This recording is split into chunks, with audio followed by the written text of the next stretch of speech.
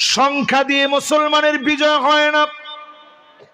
খালিদ বিন ওয়ালিদ ৩৬,০০০কে ৩৬টা কাতারে দাঁড় করালেন, এক এক কাতারে ১,০০০। এখন দেখার পরে কি লোক কম দেখা যায় না বেশি দেখা যায়?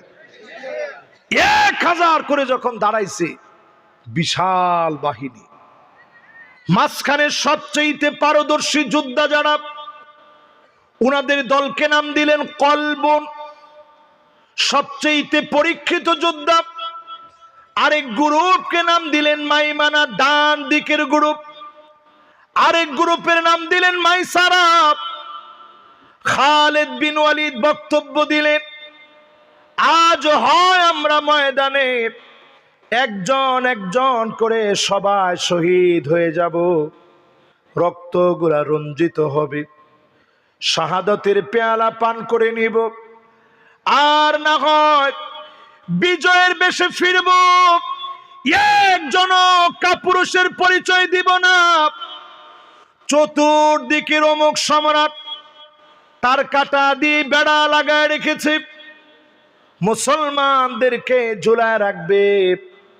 সেই প্রান্তে মুসলমানদেরকে ডেকে ডেকে যিনি বিজয়ী বানায় দিলেন তিনি কে? আজকে যদি মুসলমান হিম্মত নেন এই মাহফিল থেকে আল্লাহর জমিনে দিন কায়েম করবেন, আগামী ১০০ বছরেও যদি কিছু না হয়, আপনি হিম্মত নিলেন, কাজ করলেন, বিজয় হলে যেই পরিমাণ সওয়াব হতো, সম পরিমাণ সওয়াব যিনি বান্দার আমল নামায় দিয়ে দিবেন তিনি কে? ৪ নম্বরের পরে এবার ৫ম নাম্বার শোনেন। আক্কা উম্মাহু, মায়ের সঙ্গে বেয়াদবি হবে, এই বেয়াদবির কারণে আযাব আসবে। এখন মায়ের সঙ্গে ছেলেদের বেয়াদবি কমছে না বাড়ছে? বেশি দূরে না, আজ থেকে ৩০ বছর আগে যান, মা যেই জায়গায় বসতো ওই জায়গায় সন্তান বসতে চাইতো না যে আমার মা এই জায়গায় বসে। আদবটা ছিল এরকম। আমার ছোটবেলা থেকে আমি ঘুরে ঘুরে এসে বারবার বলতাম, মা দোয়া করবে। মিশর যখন চলে গেছি,